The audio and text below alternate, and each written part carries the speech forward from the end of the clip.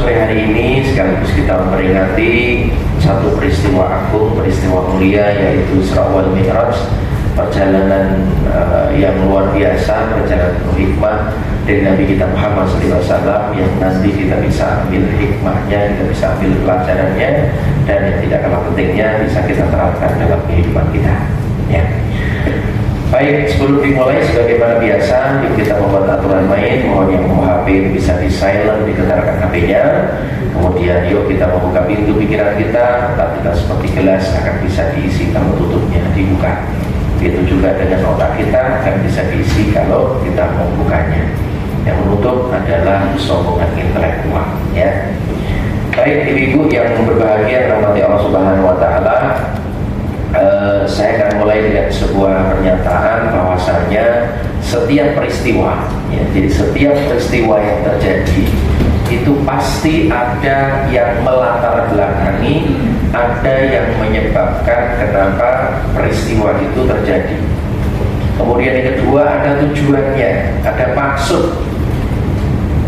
Dan yang ketiga, setiap peristiwa selain ada penyebabnya, ada motifnya, ada alasannya, ada tujuannya, kemudian ada hikmah atau pelajaran yang diselipkan oleh Allah melalui sebuah peristiwa. Salah satunya adalah peristiwa Isra wal Mi'raj. Itu juga nanti dalam kehidupan kita. Setiap kejadian, setiap perjalanan kehidupan kita, ya, itu pasti ada yang menyebabkan, ada tujuan, ada hikmah yang bisa kita ambil pelajaran, ya, agar apa?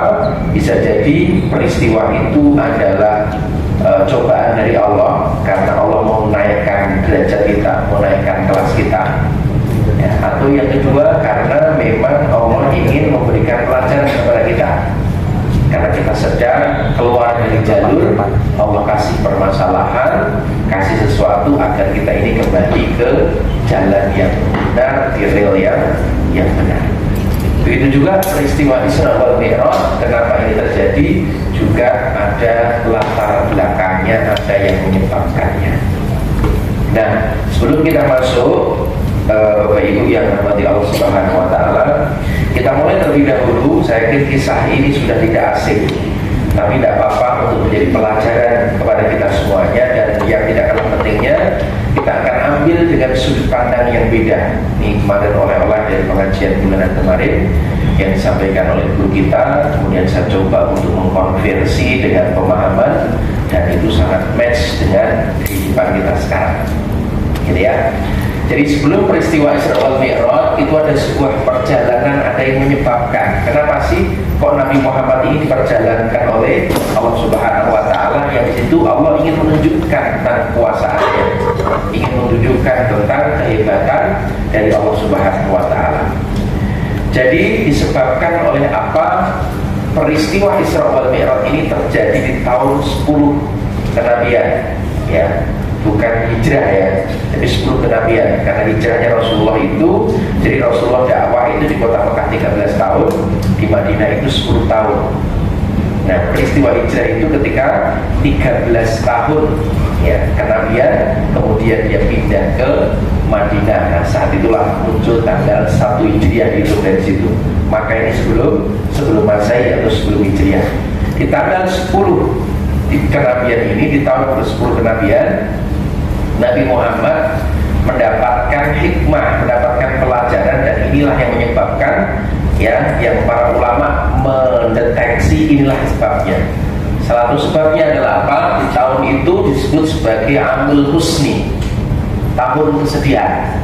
Kenapa tahun kesedihan? Karena di tahun itu Nabi kita Muhammad SAW mendapatkan ujian, mendapatkan cobaan, mendapatkan guncangan, yang beliau ini ditinggal mati, ya, diambil oleh Allah, harus pulang kembali kepada Allah. Satu istri tercinta yaitu Khadijah, yang kedua pamannya yaitu Abu Thalib.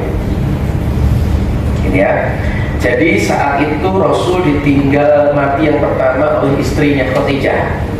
Karena istri ini sudah dianggap sebagai Rasulullah menjadi tempat sandaran, tempat pelipur lawa, tempat untuk curhat, tempat untuk bersandar. Kalau boleh saya istilahkan, ini menjadi tangan kanannya Rasulullah.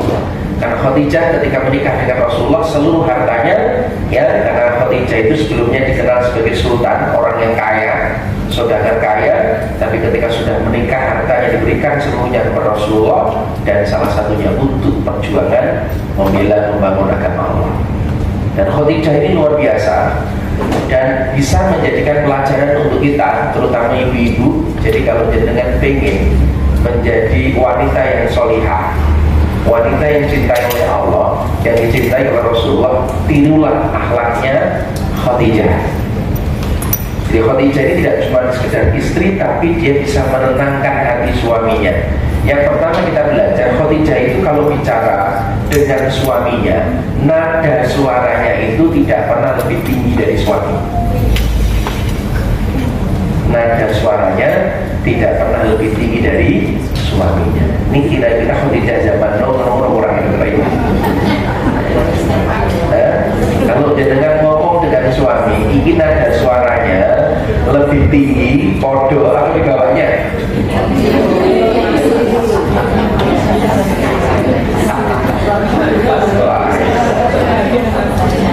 Bergantung ya, tergantung bersih ya.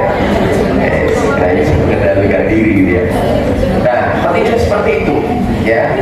Kemudian beliau ini selalu sami'na wa ata'na terhadap apa yang disampaikan oleh Rasulullah, kecuali sesuatu yang baik.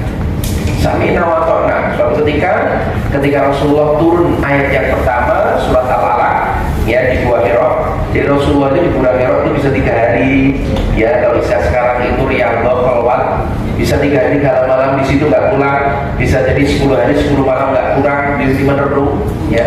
Di situ Khadijah sering membawa makanan untuk dikasihkan untuk naik ke Gua Hira ya, kerengkangan munggah gunung batu yang kita tahu kalau ada pernah ke sana ya. Kalau sekarang sudah enak ya, ada cor-corannya bisa naik ke atas gitu ya. Tapi kalau dulu itu nggak ada sama sekali. Itulah perjuangan Khadijah demi menyuguhkan makanan ya, karena suaminya ini banyak merenung tentang kejadian yang ada di kota Mekah. Nah, saat itu meskipun sudah ada Ka'bah, tapi masih banyak orang yang menyembah patung.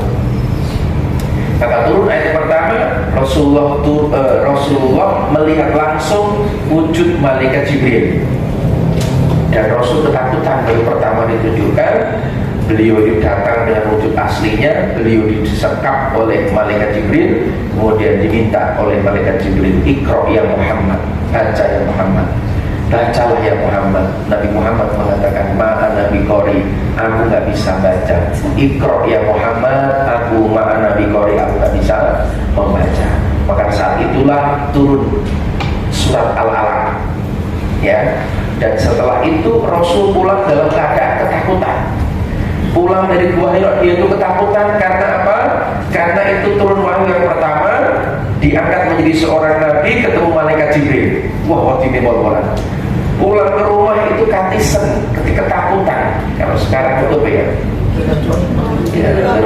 menggigil ya. Dia minta kepada istrinya, wahai istriku, selimuti aku kemuli, aku tolong kemuli. Maka istrinya sami'na wa ata'na, hanya ambil itu selimut, kemudian diselimuti Rasulullah, diajak ke rumah. Ketika masuk di rumah, Khadijah hanya terdiam. Dia tidak cerita apa-apa. Dia gak kepo duluan, enggak.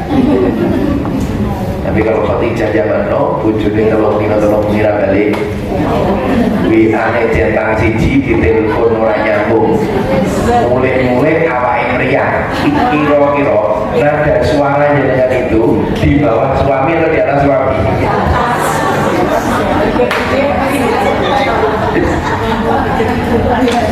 Kira-kira teko bojone njaluk, Bu, tulung aku kemuli Bu, keroi Bu, kira-kira langsung dikeroi atau malah diinterogasi sih?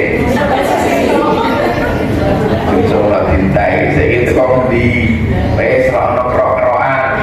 Teko ngendi gitu ya. Ya, Khadijah tidak seperti itu ya. Itulah yang menenangkan hati Rasulullah. Tidak cuma itu, beliau juga selalu menyemangati. Suatu ketika lama tidak turun firman Allah, tidak turun wahyu, Rasulullah curhat kepada istrinya, wahai Khadijah, apakah Allah itu itu sedang marah kepada diriku ya? Ya, apakah Allah sudah meninggalkanku ya? Kenapa wahai suamiku? Karena lama nggak turun ayat. Bagaimana istrinya menyemangati, hendak wahai suamiku, nggak mungkin Allah meninggalkanmu karena engkau sangat dekat dengan fakir miskin, engkau sangat dekat dengan anak yatim, engkau suka untuk membantu, suka untuk menolong. Nggak mungkin Allah meninggalkanmu. Itu menyemangati. Jadi saat suaminya sedang down, sedang butuh motivasi, itu disemangati. Orang dua ini. Nah iya tak ada itu pak kue pak iya pak ada nganut sih masalahnya. Syukur karena punya orang. Mana pak kalau tidak mungkin orang gitu. Ya, suami lagi terluka, suami lagi terkena masalah, malah disyukur-syukur ke, disalah-salah ke, ya, bukan dikasih semangat. Itulah ketika kehilangan istri tercintanya, beliau kehilangan, istilahnya adalah tangan kanannya sudah mulai hilang. Pada sandaran ternyaman itu adalah di keluarga. Ya, keluarga pasangan itulah tempat kita mendapatkan ketenangan. Iya, bukan cuma kesenangan, tapi mendapatkan namanya ketenangan. Jadi ada orang yang mengatakan, aku enak orang nikah Pak Amin, aku orang nikah boleh tenang, aku siwi. Sunatullahnya fitrahnya seperti itu. Nah kemudian tidak begitu lama, dia mengatakan 1 bulan 2 bulan, tidak begitu lama pamannya ini istilah saya menjadi backing tangan kirinya. Kalau Khadijah tangan kanan, ya, kalau pamannya Abu Thalib itu tangan kiri. Abu Thalib ini adalah terahnya itu pemimpin. Dia memimpin salah satu kafir Quraisy yang ada di kota Mekah saat itu. Sehingga saat itu Rasulullah mau dibunuh, nggak jadi dibunuh karena rata-rata kebanyakan itu nggak enak dengan Abu Thalib, dengan pamannya. Inilah yang menyebabkan kenapa pamannya itu nggak masuk Islam. Sebagian mengatakan karena pamannya itu gengsi. Aku ini pimpinan, masuk ikutin agama yang baru dibawa oleh Muhammad, oleh keponakanku sendiri. Perasaan gengsi. Tapi pamannya selalu melindungi, selalu menjadi backup, selalu menjadi support, ya, di dalam perjalanan kehidupan keluarganya, perjalanan kehidupan dakwahnya terutama. Dan dua orang ini menjadi tangan kanan dan tangan kirinya harus pulang kembali kepada Allah. Sehingga Rasul dalam keadaan sendirian, Rasul dalam keadaan terpukul hatinya, ditinggalkan oleh istri tercinta dan pamannya yang selalu mendukungnya. Saat itu terbesit hatinya salah satu pertolongan yang ada di dalam pikiran Rasulullah, yaitu ada satu kota di satu daerah yang hari ini dikenal namanya Taif. Kalau pernah ke Taif itu tempatnya dingin. Tempatnya dingin ya, tumbuh-tumbuhannya juga banyak, buah-buahan yang tumbuh, dan di sana dikenal produksi paling banyak adalah bunga mawar. Jadi air bunga mawarnya mereka itu sangat banyak produksi. Kalau orang trip ke Taif selalu pasti diarahkan ke salah satu tempat ini, tempat yang subur. Dan seandainya saat itu Nabi Muhammad diterima di Taif, maka Madinah kan sekarang, dulu namanya Yasrib, maka Madinahnya mungkin saat ini di Taif, bukan di Yasrib sekarang. Ya, tapi karena Rasulullah di situ ditolak, dia punya harapan, dia didampingi oleh anak angkatnya, yaitu Yazid bin Harisah, ya. Kemudian sampai di sana bukan sambutan tolal batu alaina, bukan sambutan kebahagiaan menyenangkan, tapi malah justru dengan cacian, makian, lemparan batu yang dilakukan kepada Nabi kita Muhammad SAW, sehingga pelipisnya berdarah, giginya tanggal. Saat itulah Rasulullah dalam keadaan remuk hatinya, sangat kecewa, ya, dengan perlakuan apa yang dilakukan oleh penduduk Taif. Sampai malaikat Jibril, malaikat yang menunggu gunung, ya, menunggu bukit, itu pun emosi datang ke Rasulullah. Ya Rasulullah, aku sudah ngomong kepada Allah, apapun yang kau minta ya Rasulullah akan aku tunaikan. Maka saat itu menawarkan, ya Rasulullah, tinggal engkau aminkan, tinggal engkau mengatakan setuju, maka aku siap 2 gunung yang besar itu akan aku angkat, akan aku timpakan kepada penduduk yang ada di Taif itu, menjadi pelajaran bahwasanya engkau yang mulia, engkau yang luar biasa, justru malah tidak diakui, tidak dihormati, bahkan diperlakukan sebagaimana binatang. Tapi bagaimana jawab Rasulullah? Lah, jangan wahai malaikat, jangan kau lakukan semua itu, karena mereka tidak tahu tentang apa yang aku bawa. Mereka tidak paham tentang sesuatu yang aku bawa, yang ingin aku berikan kepada mereka, mereka tidak tahu. Dan inilah pelajaran dalam kehidupan kita. Jadi di saat kita mau berbuat baik, banyak orang yang mungkin salah sangka dengan kebaikan kita. Mungkin orang malah mencaci kita, mungkin orang malah menolak kita, malah menghina kita. Kita gak perlu marah. Kenapa? Karena mereka tidak tahu tentang apa yang sedang kita bawa. Itu pelajarannya. Sehingga saat itu, di saat Rasul terluka, ya, beliau berdoa kepada Allah Subhanahu wa Ta'ala. Inilah doa Nabi kita Muhammad SAW sebelum nanti diperjalankan oleh Allah lewat Isra wal Mi'raj. Ya, maka Rasulullah Muhammad SAW berdoa, ya Allah, aku mengadu kepadamu atas lemahnya kekuatanku saat beliau berada di bawah pohon kurma. Ya Allah, aku mengadu kepadamu atas lemahnya kekuatanku dan sedikitnya usaha serta kehinaan diriku di hadapan manusia. Engkaulah Tuhan semesta alam, pelindung orang-orang yang lemah, dan engkaulah pelindungku. Kemudian Rasulullah mengatakan, ya Allah, kepada siapa hendak engkau serahkan diriku? Setelah perjalanan ini aku dilempari batu seperti ini, ya. Kepada siapa hendak engkau serahkan diriku? Apakah kepada orang-orang yang jauh yang menyerangku? Apakah engkau akan melakukan yang sama dengan orang-orang yang menyerangku? Ataukah kepada zat yang dekat yang mengatur urusanku? Ya Allah, aku gak peduli. Engkau serahkan setelah ini, aku mau arahkan kemana, aku serahkan kepadamu. Apakah engkau serahkan kepada orang yang akan menghakimiku seperti ini, melempari batu menghinakanku? Asalkan engkau rela, asalkan engkau tidak murka kepadaku, aku tidak peduli. Pokoknya aku ingin berlindung terhadap cahaya wajahmu yang pernah kegelapan, dan karenanya membawakan kebaikan bagi dunia dan akhirat. Dan kemurkaanmu yang akan kau timpakan kepadaku, engkaulah yang berhak menegur hingga berkenan kepadamu, dan tiada daya dan upaya selain dari engkau ya Allah. Saat itulah Rasul sudah mentok di titik paling bawah, ditinggal istrinya, sudah gak punya apa-apa, ditinggal pamannya, satu-satunya harapannya adalah di Taif. Justru di Taif malah ditolak, dihina, dilempari batu, berdarah, diperlakukan sebagaimana binatang. Rasulullah saat itu pun Rasul sudah mulai mengatakan, ya Allah, aku serahkan hidupku kepadamu ya Allah, aku ridho ya Allah, kau arahkan kemana pun aku siap ya Allah. Saat itulah Bapak Ibu, Allah ingin menunjukkan kekuasaannya. Allah ingin memberikan pelajaran untuk kita semuanya.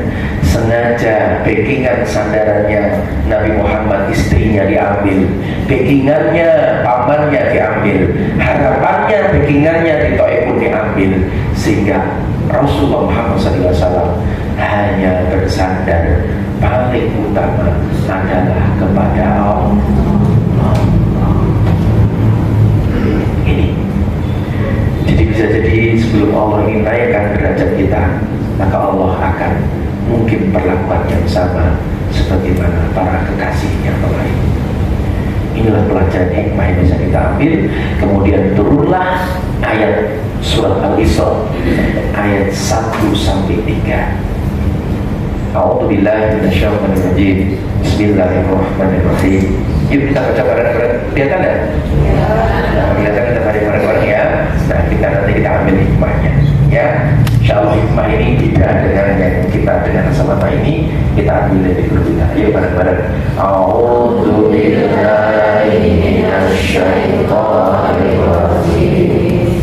Bismillahirrahmanirrahim. Subhanalladzi asra bi 'abdihi lailan minal masjidil haram.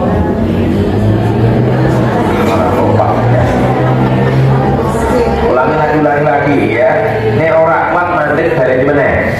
Ya. Jadi kalau kita baca Quran itu satu nafas. Kalau nafasnya nggak kuat berhenti, ambil nafas, ulangi depannya. Ya, cuma dipaksakan kalau jalan pelan-pelan ya. Yuk, Bismillahirrahmanirrahim. Subhanalladzi asra bi 'abdihi lailan minal masjidil haram lailan minal masjidil haram ilal masjidil aqsal ladzi barakna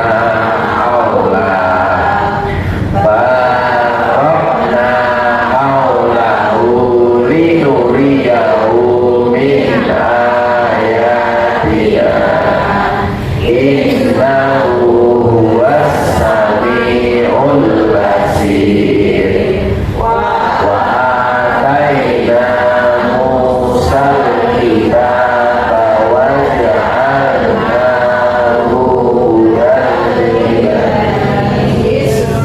wa ja'alnahu hudan li bani Israila alla tattakhidhu min duni wakila dzurriyyata man hamalna innahu kana 'abdan syakura. Sadaqallahul adzim. Subhanalladzi asra. Jadi kalau kita membaca Al-Quran dimulai dengan ayat subhana, itu pasti ada peristiwa yang luar biasa. Ada peristiwa yang agung yang ingin ditunjukkan oleh Allah. Ya, subhanalladzi asra bi 'abdihi lailan minal masjidil haram. Maha suci Allah yang telah memperjalankan hambanya pada suatu malam dari Masjidil Haram ke Masjidil Aqsa yang telah kami berkahi sekelilingnya agar kami perlihatkan kepadanya sebagian dari tanda-tanda kebesaran kami. Allah ingin menunjukkan tanda-tanda kebesarannya. Sesungguhnya Dia Allah adalah Maha mendengar lagi Maha melihat. Dan kami berikan kepada Musa kitab Taurat, dan kami jadikan kitab Taurat itu petunjuk bagi Bani Israel. Dan Allah berfirman, janganlah kamu mengambil penolong selain Aku. Janganlah kamu mengambil penolong selain Aku, Allah. Yaitu anak cucu dari orang-orang yang kami bawa bersama-sama Nuh. Sesungguhnya dia Nuh adalah hamba Allah yang banyak bersyukur. Nah, satu pelajaran yang bisa kita ambil tadi. Jadi saat kita merasa kita sudah punya backing di dunia ini, jadi kalau Allah pengen kita dekat dengannya, maka backing dalam tanda kutip itu, Tuhan-Tuhan ilah-ilah itu akan diambil dulu oleh Allah. Ya, nah pelajarannya satu dari kenapa perjalanannya dari Masjidil Haram ke Masjidil Aqsa. Ya, banyak kalau Ustaz orang kiai menyebut, oh ya dari masjid ke masjid. Ya, sebenarnya bukan itu maknanya. Tapi Allah ingin menunjukkan kepada Nabi Muhammad kenapa dimulai dari Masjidil Haram. Karena di Masjidil Haram ini Rasul diminta untuk membaca siapa sih aktor intelektualnya, siapa sih tokohnya, siapa sih yang berperan yang hari ini saat itu muncul disyariatkannya ibadah haji, ibadah umroh, disyariatkannya untuk ada namanya Mekah, rumah Allah. Yang pertama kali dibuat di muka bumi ini adalah Ka'bah. Dan ternyata ada 3 orang ini, istilahnya itu 3 golden angel, manusia mulia, manusia luar biasa. Ahsanit takwim, kita ini ciptaan dari Allah yang terbaik, tapi ciptaan Allah ini ada yang terbaik. Salah satunya adalah para nabi, para rasul, para kekasih Allah. Dan Rasulullah ingin diminta oleh Allah membaca, ya Rasulullah, bahwasanya kamu mendapatkan ujian, mendapatkan cobaan yang kamu alami itu tidak dirimu dong. Senior pun juga sama. Ya, orang-orang terdahulu, orang-orang yang soleh pun mendapatkan yang sama. Salah satunya adalah, yuk kita lihat di Masjidil Haram, ada namanya Nabiullah Ibrahim alaihissalam. Apakah Nabi Ibrahim hidupnya baik-baik saja, tidak ada cobaan? Oh, cobaan yang luar biasa. Ya, cobaan pertama yang dia akhirnya mengambil penolong, yaitu hanya menolong kepada Allah Subhanahu wa taala saat Nabiullah Ibrahim alaihissalam sudah mentok, dia sudah tidak punya pertolongan. Saat apa? Saat dibakar Raja Namrud.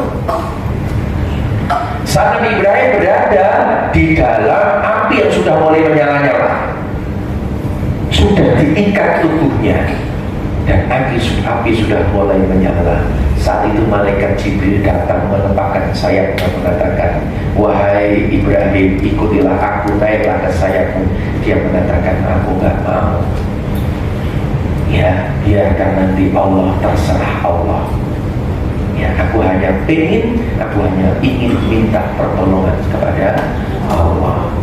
Saat itulah Nabi Ibrahim berdoa kepada Allah, ya Allah, kalau memang saya ditakdirkan mati terbakar lewat api yang dinyalakan oleh Raja Namrud dan pasukannya, aku ridho ya Allah. Yang penting aku ridho dan engkau ridho kepadaku ya Allah. Dan saat itulah, ya Muhammad, aku tunjukkan kekuasaanku. Yang kekuasaanku ini beda dengan yang lainnya. Yang biasanya umumnya api itu panas, tapi khusus kejadian itu aku tunjukkan kehebatanku, keagunganku kepada Nabiullah Ibrahim alaihissalam. Wahai api, dinginlah.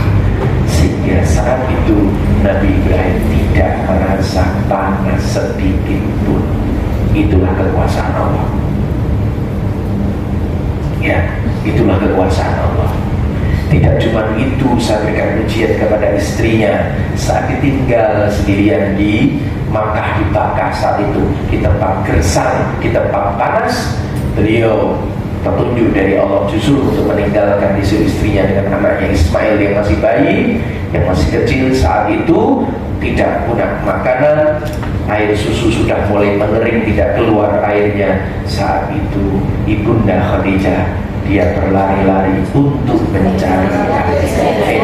Ibunda Hajar mencari air. Pertama dia berlari dari Bukit Sofa kemudian ke Marwah, nggak ketemu air. Dia balik lagi dari Marwah ke Sofa, nggak ketemu air. Setelah itu, ya, Ibunda Siti Hajar tidak mencari air, tapi yang dicari adalah yang punya air. Jadi ketika Anda sudah usaha, sudah ikhtiar mentok, pakai strategi apapun sudah mentok, sudah tidak bisa. Satu yang bisa kita pakai, cari yang punya rezeki, cari yang punya solusi, dekati yang punya solusi, yaitu Allah Subhanahu wa ta'ala. Ibunda Siti Hajar tahu dari Bukit Sofa Marwah tidak ada air, tapi kenapa dia masih bolak-balik? Dan ingin menunjukkan dia mencari yang punya air. Dia berikhtiar, dia berusaha, dan akhirnya muncullah keajaiban, muncullah kekuasaan Allah. Airnya justru keluar dari kaki Nabiullah Ismail alaihissalam dan keluar air abadi, air Zam-Zam, air yang luar biasa, tidak pernah bau, rasanya pun enak, menyehatkan jiwa raga kita, yaitu air Zam-Zam. Itulah kekuasaanku ya Rasulullah, ya Nabiullah. Tidak cuma itu, tidak cuma istrinya, aku pun tergoda, sangat mengapresiasi dia punya anak yang soleh, yaitu Nabiullah Ismail alaihissalam, yang betapa manutnya dia kepada orang tuanya, dan dia rela disembelih oleh orang tuanya karena perintahku, dan dia ridho dengan kesabarannya. Itulah 3 manusia hebat kita belajar dari Masjidil Haram. Maka orang-orang yang melaksanakan ibadah haji, ibadah umroh, kalau tidak paham 3 perjuangan orang ini, mohon maaf, bisa jadi ketemu Abu Lahab, Abu Jahal, betul ya?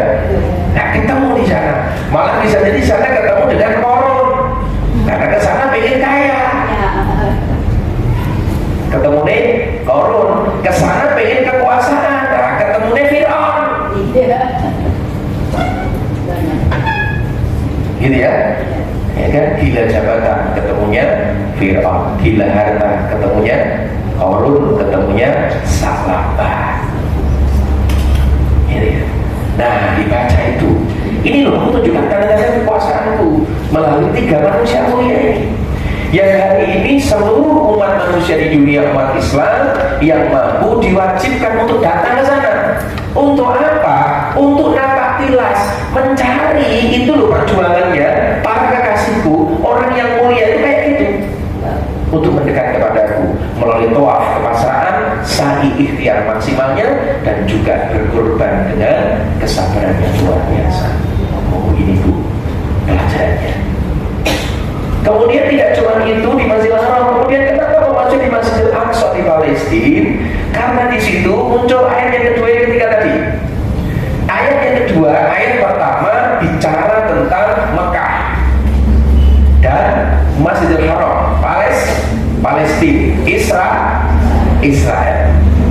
Karena ayat yang keduanya muncul disinggung tentang Nabi Musa. Bukankah Masjidil Aqsa di Palestina, di Israel itu identik dengan Nabiullah Musa alaihi salam, dan nanti senior lagi adalah Nabiullah Nuh alaihi salam. Ayat yang ketiga tadi yang kita baca. Nah, Allah ingin tunjukkan, ya Muhammad, yuk kita baca di Masjidil Haram ada apa sih? Siapa sih aktor intelektualnya yang di situ? Yang muncul Baitul Maqdis, muncul Masjidil Aqsa di Palestina. Di Palestina itu ada apa? Di Israel itu ada apa? Oh, di situ ada Nabiullah Musa alaihissalam. Yang Nabi Musa ini punya umat yang paling ngeyel seluruh dunia. Paling pintar, paling ngeyel, paling kacang mayasi, kakean cakep marah emosi. Wes kuwi kakean protes pokoknya. Ya, itu Bani Israel. Sing wingi ngomong A, sesuk ngomong B, pindah meneh ngomong C. Wes kenal ngono kuwi.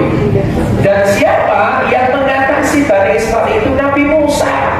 Sabarnya luar biasa. Ya kan? Dan Nabi Musa mendapatkan keistimewaan oleh Allah, mendapatkan kekuasaan dari Allah. Apa kekuasaannya? Satu, saat menghadapi pasukan para penyihir yang dia bisa menyihir tali menjadi ular, sehingga apa yang terjadi? Nabi Musa alaihissalam diminta oleh Allah, lemparkan tongkatmu dan berubah menjadi ular. Kemudian kajian yang kedua, ketika Nabi Musa alaihissalam dia dikejar oleh Fir'aun bersama dengan pasukannya.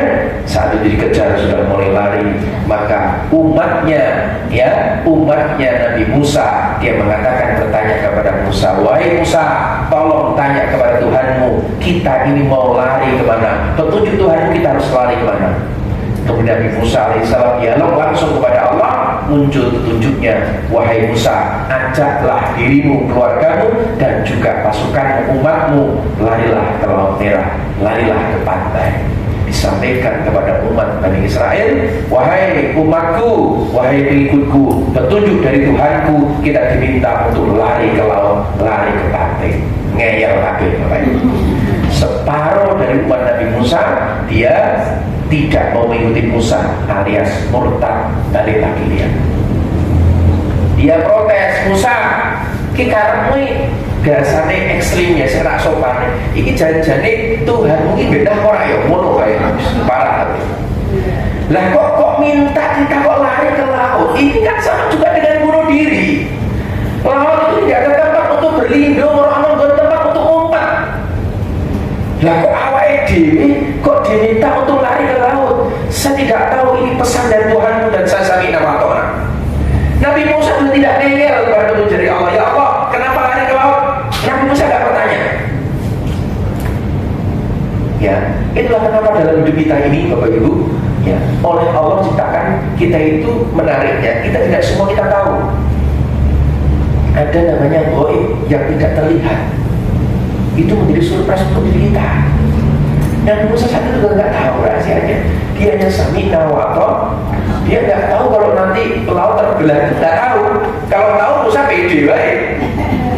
Loh kenapa Musa ngajak ke laut? Iya kapan mulainya terbelah? Pena. Ya nggak tahu dia.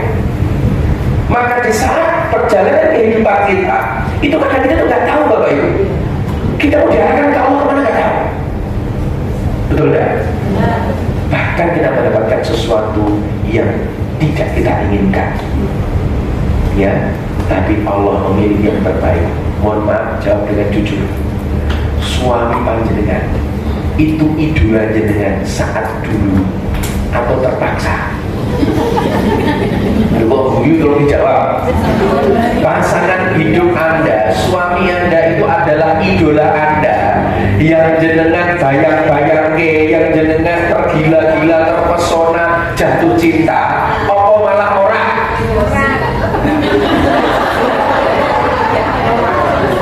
Jujur nih, ya kan? Iya kan? Berarti apa? Kita nggak tahu skenarionya. Betul nggak? Jenengan tempat tinggal di mana? Jenengan tahu nggak?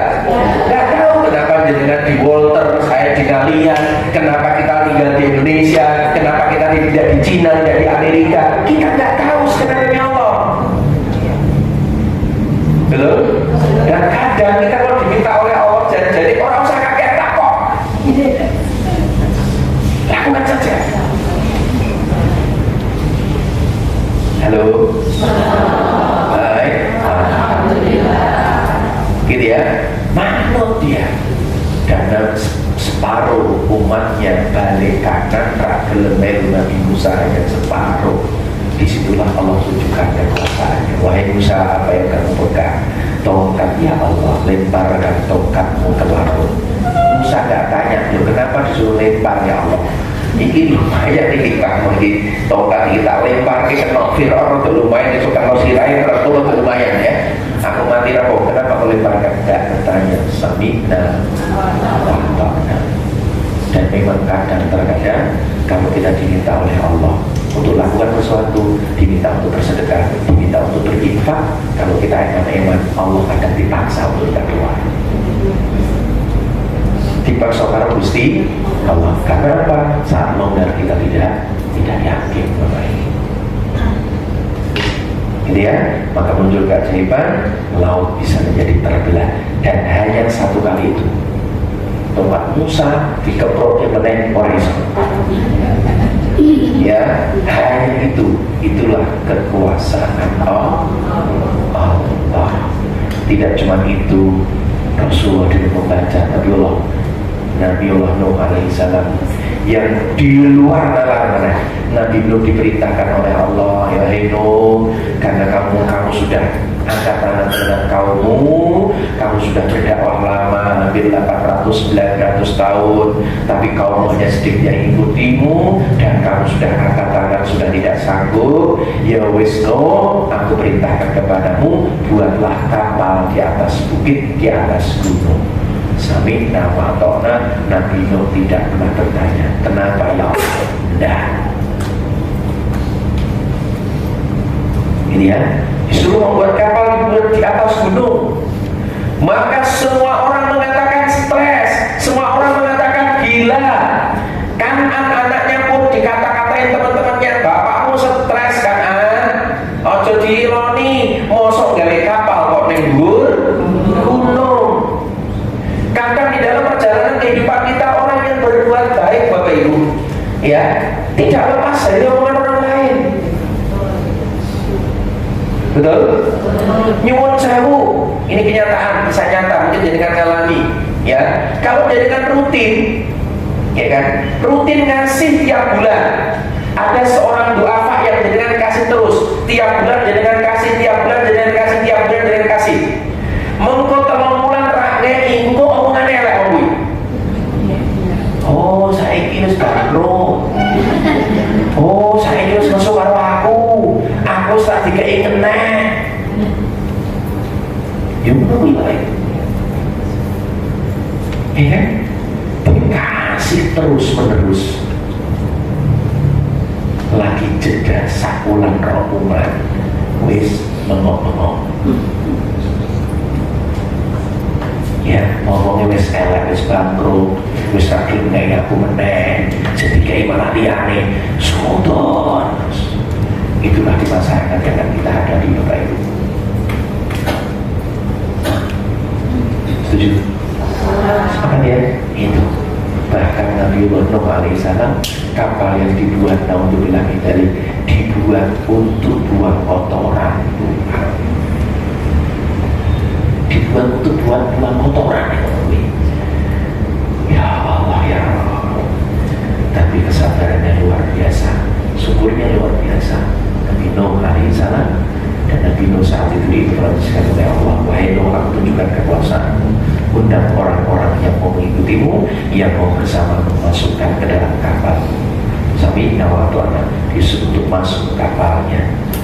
Yang justru malah istri dan anaknya tidak mau, biarkan, karena dia tidak sesuai dengan apa yang kau ajarkan, yang kau inginkan. Biarkan. Dia ngajak istrinya, ngajak anak, wahai anakku, wahai istriku, ayo masuk ke kapal. Dia bagaimana jawabannya? Enggak, aku lari ke atas saja wahai ayah. Enggak mungkin ayah sampai ke atas. Sehingga apa yang terjadi? Terjadi besar, banjir besar, banjir bandang. Dan itu pun Ka'bah yang pertama kali dibuat oleh Nabi Ibrahim akhirnya runtuh dan akhirnya dibangunkan kembali.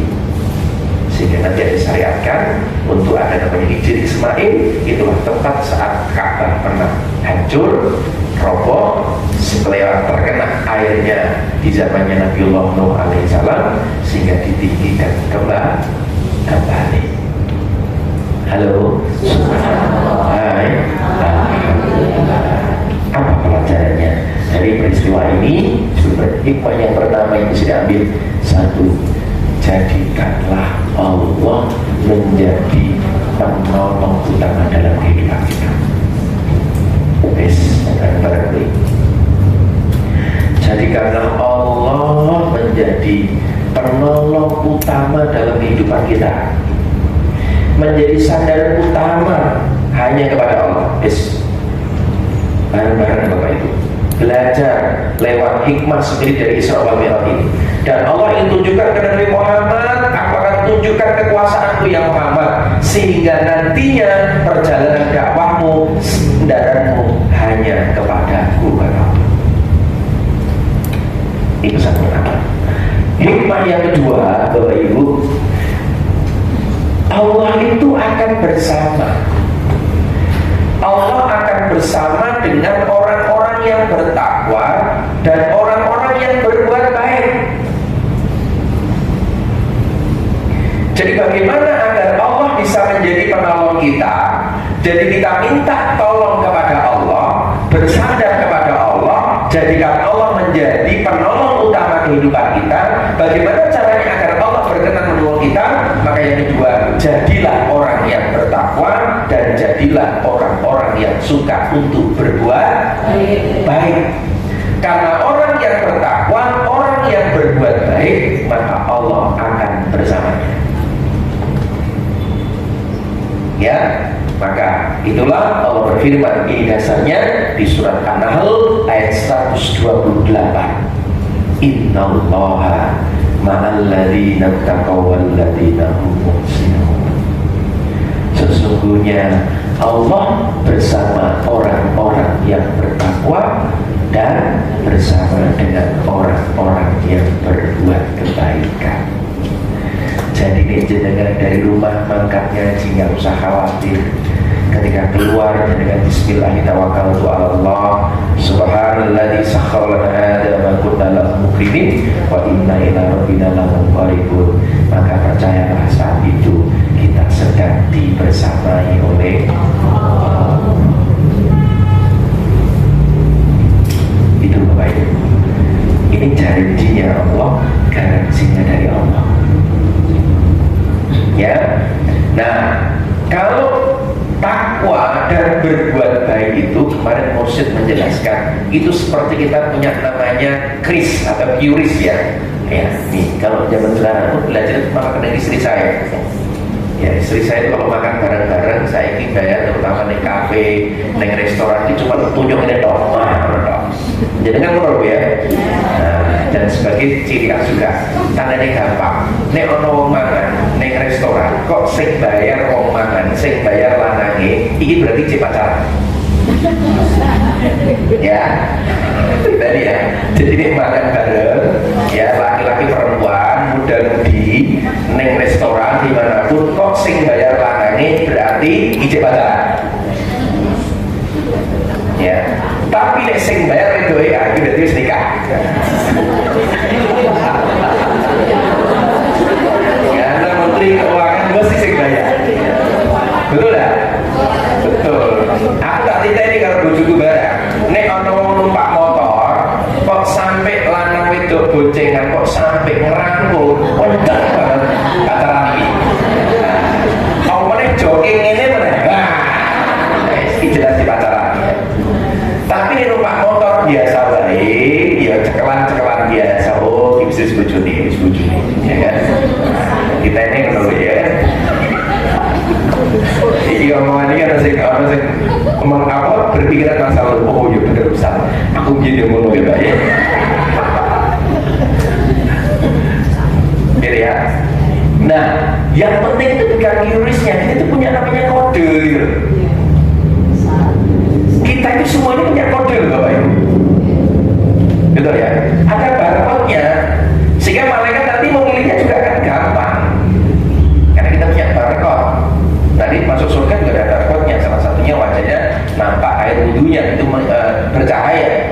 Maka orang-orang yang dia itu diterangkannya Allah, tapi dulu pernah sholat, pernah air wudhu, ada air wudhunya, itu wajahnya bercahaya. Nanti kalau dikasih syafaat itu gampang, wajahnya ketok bercahaya. Maka orang-orang yang sering wajahnya terkena air wudhu dan jarang terkena air wudhu, itu wajahnya berbeda. Ya, itu ya, barcode. Tapi sing penting itu barcode. Ono saldone ora, lagi kita salah.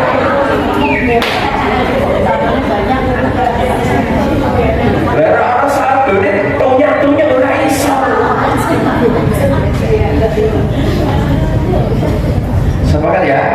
Maka Allah akan memberikan keajaiban di dalam kehidupan kita. Salah satunya ketika kita ini punya saldo.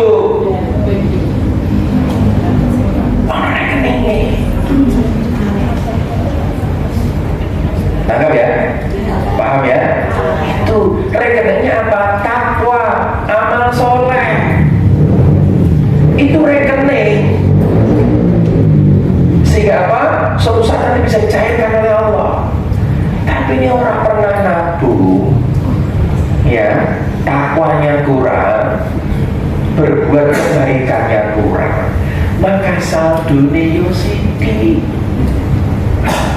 Nek saldone sithik, ya pertolongane kurang optimal. Bahkan donga urusannya entek. Nyambung. Ya, tangkap ya. Dan ternyata ibu-ibu, bapak ibu, kehidupan dunia, surga itu ternyata tidak cuma di akhirat, dunia ini sudah ada. Maka peristiwa Isra wal Mi'raj, dulu orang berpikiran ini nggak mungkin. Nabi Muhammad dalam semalam di perjalanan nggak mungkin. Tapi zaman sekarang terbukti mungkin. Dulu kita nggak kebayang bagaimana ya kita ke surga ya, kita minta saja makanannya datang sendiri. Sekarang terbukti. Betul ya? Lagi malas udah terus, ya kan? Tapi meskipun di kota lambat, mau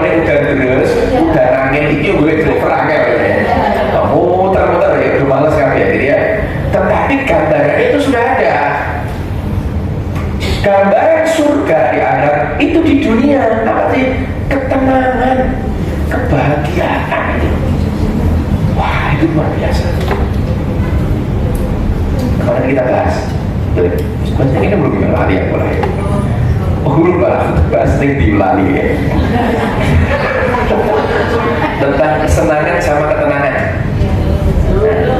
Oh wes, saya ini soal ini ya. Oh belum.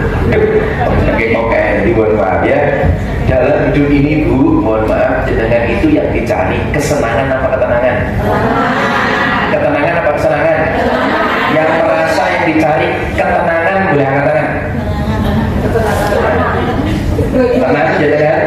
Oh, jawabannya wakilnya salah siji loro-lorone iki. Jangan sampai mewakili umat Nabi Bani Israel ini. Karena dua ini tidak akan mungkin ketemu masalahnya. Cara ketemunya, ya, jenengan ngomong pilih ketenangan, betul? Yang membuat hati tenang itu membaca Quran atau nonton HP. Baca Quran atau nonton HP. Baca Quran. Kenyataannya, sing sering didelok HP ini atau Quran ini. Berarti jenengan munafik. Sing digoleki berarti seneng.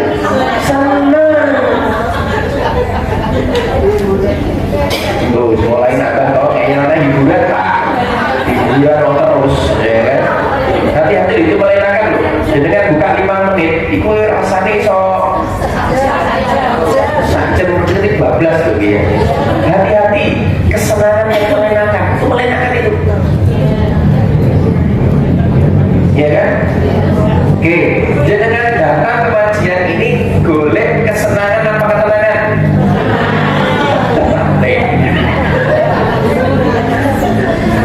Ya, kita hari ini ngaji yang dicari adalah ketenangan. Itulah orang yang ngaji hatinya akan menjadi tenang. Nih jenengan nonton bioskop karaokean kira-kira kui menghantarkan kita untuk seneng apa tenang?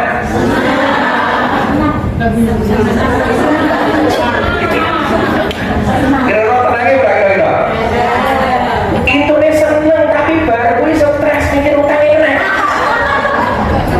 Ya, mohon maaf banyak orang hari ini salah tujuan. Yang dikejar katanya ketenangan, tapi faktanya yang dikejar adalah kesenangan. Gitu loh. Hari Minggu kita ngajak anak yatim ke Bonbin, dolanan macam-macam. Satu kesenangan, tapi kesenangan yang muncul hati kita tenang, dengan bahagia gitu. Beda jalurnya Bu. Gitu ya. Itulah banyak orang mencari apa healing gitu. Kesenangan. Dan kalau mas stres nanti malah kejutan dia kok suka dia aku.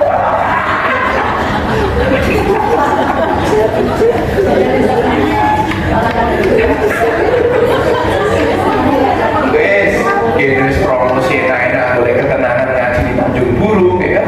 Baru laporan wah juga Pak Amin waduh. Salah ya. Jadi menunya orang nyambung ya. Oh, namanya cak holwat, jadi ngucap ketenangan dan balik holwat malah dulu mengaku ya malah malah itulah akhirnya dipilih Bapak Ibu ya karena pengalaman yang mau malah lain nama menentang semua kelompok dan mau beliau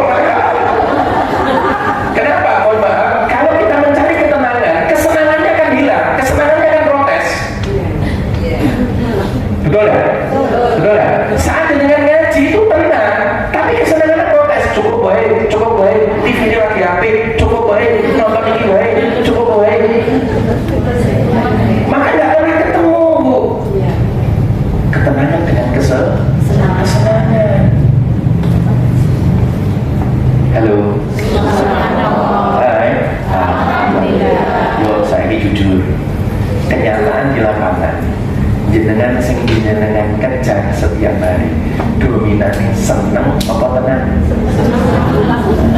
Oke senengnya dong. Nih jenengan cari tenangnya. Sholat itu boleh ketenangan. kudune khusuk, kudune nyaman.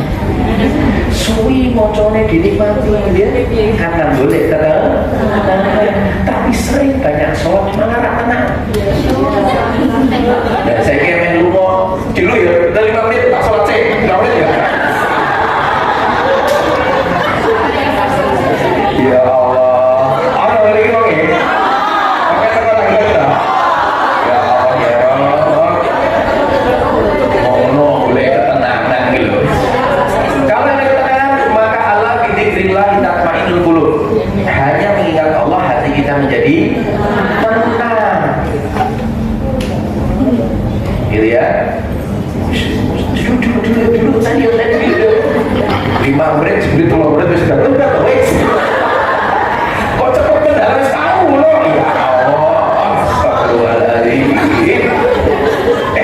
Munggah gitu derajatnya ya. Ya. Nah, pelajaran yang ketiga, nih pelajarannya, jangan berlebihan. Boleh sih, karena memang kadang Allah memberikan pertolongan kepada kita melalui manusia. Tetapi sandaran kita, gantungan kita hanya kepada Allah. Jadi jangan berlebihan menjadikan manusia menjadi penolong, karena manusia itu ada batasannya dan kita mudah untuk kecewa. Wes sacukupe wae. Jenengan punya bokengan jenderal presiden sacukupe wae, ora usah digede-gedeke, kecewa. Setuju? Wah, apa aku pernah ketika saya muliakan adik saya. Ya, pada adik saya ketemu di kampus di Jepara sana. Ya, kemudian di sana sebenarnya gue pamit karena dia orang dalamnya di situ. Wah, kenal kabeh Bu, salah satu jurusan gue aku termasuk semusul ki.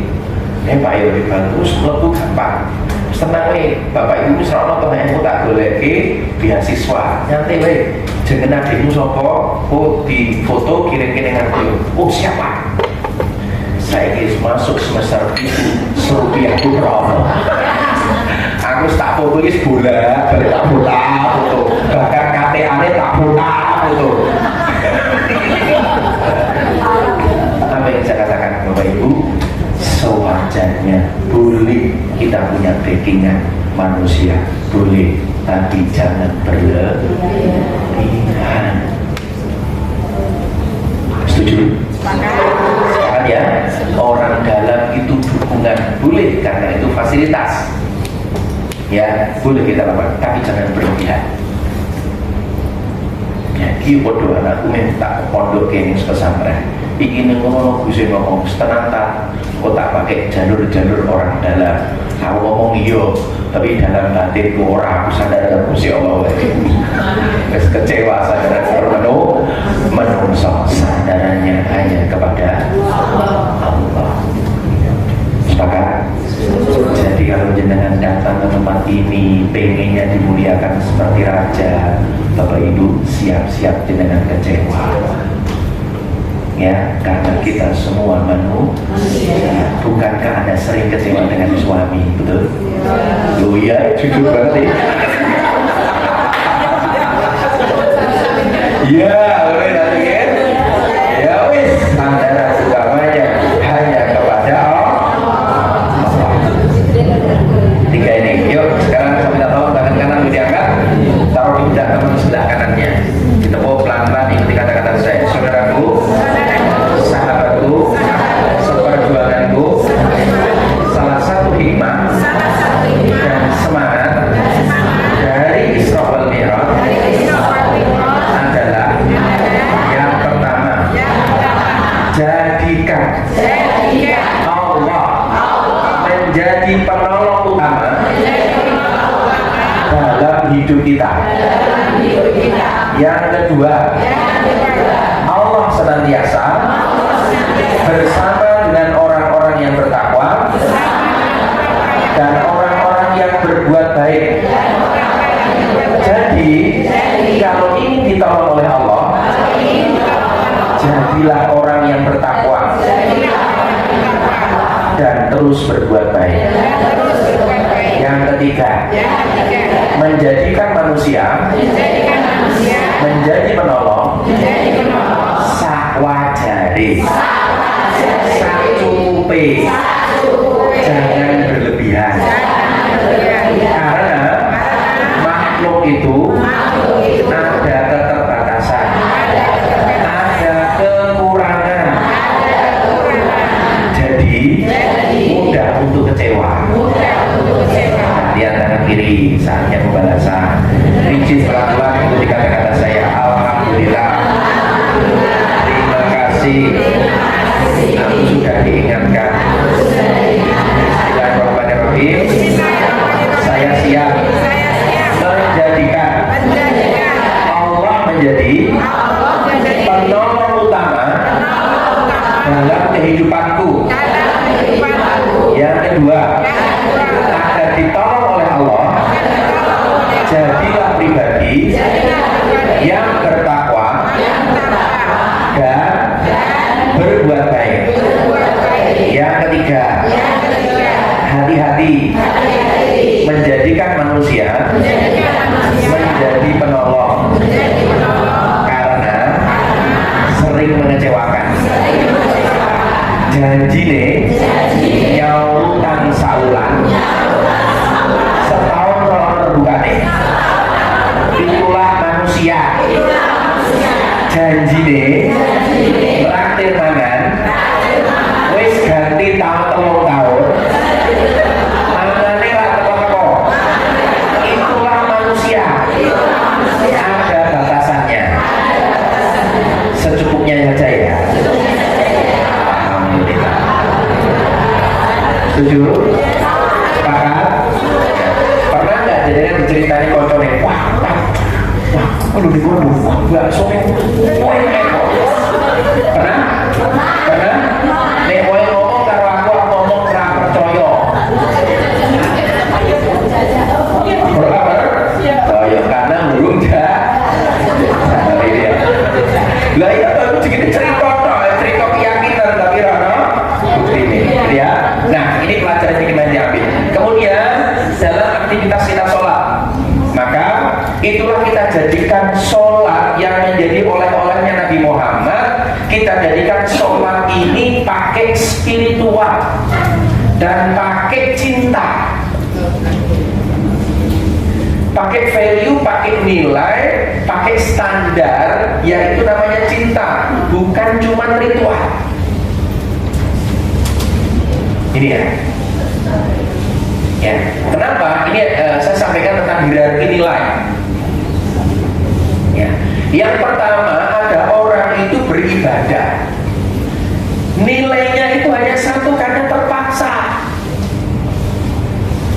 Kenapa sholat itu terpaksa lah, konsekuensi orang Islam sholat itu sholat lah. Sudah kalau sholat atau yoga jadi. Berarti dia melakukan sesuatu karena terpaksa. Ya, perusahaan aturan nih, maka jam 8 ya, pulang jam 3. Ya kan? Wah, jenengan kok disiplin? Yo disiplin lah, ya orang kena SP yo ditoke yo. Nek terpaksa ya kurang mangkat. Itu keterpaksaan dan orang ini pasti akan menderita melakukan. Betul? Orang ini masih gak nyaman, gak sepenuh hati karena terpaksa.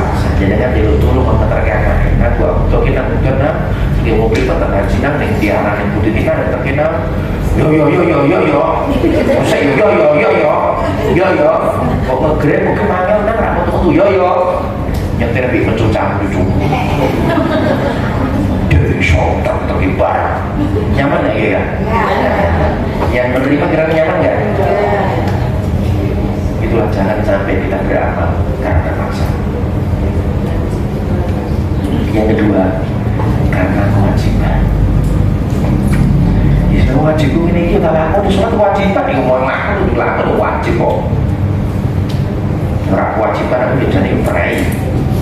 Dan itu biasanya orang ini kalau beribadah selalu hanya ngambil yang wajib saja. Poso nek gelem Ramadan tok, salat gelem nek wajib tok. Ono ngene wong iki. Teko ora oke. Berarti jenengan levelnya mau nomor 3 karena Ustaz, ben rezekinya lancar apa? Oh, maca surat Waqiah. Surat Waqiah, surat Ar-Rahman, surat Al-Mulk, siap. Karena ono hajat. Keinginan semakin puncaknya dan paling tinggi adalah ayo kita lakukan karena kita ngaji karena kita sholat karena kita sedekah karena ayo saya mengajak diri saya Bapak Ibu, ayo kita naik kelas. Yang rutinitas sudah kita jadikan kewajiban, kita tingkatkan menjadi kebutuhan kita tingkatkan menjadi cinta. Semoga bermanfaat, semoga membawa hikmah. Banyak hal saya yang bisa sampaikan karena waktu membatasi, semoga bisa menjadi inspirasi, menjadikan semangat bagi kita di dalam mengarungi perjalanan kehidupan kita. Ya, yuk kita jadikan Allah menjadi penolong utama kita. Yuk kita menjadi orang yang bertakwa dan selalu berbuat baik, dan di sini kita dicontohkan untuk banyak berbuat baik. Ya, kemudian yang ketiga, untuk bersandar pada manusia, pertolongan pada manusia secukupnya, jangan berlebihan karena manusia makhluk ada keterbatasan. Nah, yuk ibadah yang kita lakukan, yuk jangan sampai karena terpaksa, jangan sampai hanya level kewajiban kita rugi, ya, jangan sampai kita level kebutuhan, tetapi kita tingkatkan sampai di level cinta kepada Allah. Semoga Allah rahmati, semoga Allah berkahi, Allah selalu tuntun kita terus di jalan yang lurus, jalannya orang-orang yang diberikan nikmat oleh Allah, bukan jalannya orang berkaya oleh Allah, bukan jalannya orang yang diazab oleh Allah. Semoga kita hidup yang bermanfaat, semoga akhir kita husnul khatimah. Amin ya rabbal alamin. Al-Fatihah. A'udzubillahi minasyaitonir rajim. Alhamdulillahirabbil alamin. Ar-Rahmanir Rahim. Maliki iyyaka na'budu wa iyyaka nasta'in. Shiratal mustaqim. Shiratal ladzina an'amta 'alaihim ghairil maghdubi 'alaihim waladdallin. Amin. Sekali-kali astagfirullahaladzim. Alhamdulillah, alhamdulillah. Wa majlis subhanallah wa bihamdika asyhadu an la ilaha illa anta astaghfiruka wa atubu ilaik. Mari kita buka puasa. Bismillahirrahmanirrahim. Allahumma laka sujudtu wa bika amantu wa ala bika astaghfiru bi rahmatika ya arhamar rahimin. Allahumma barik lana fi ma razaqtana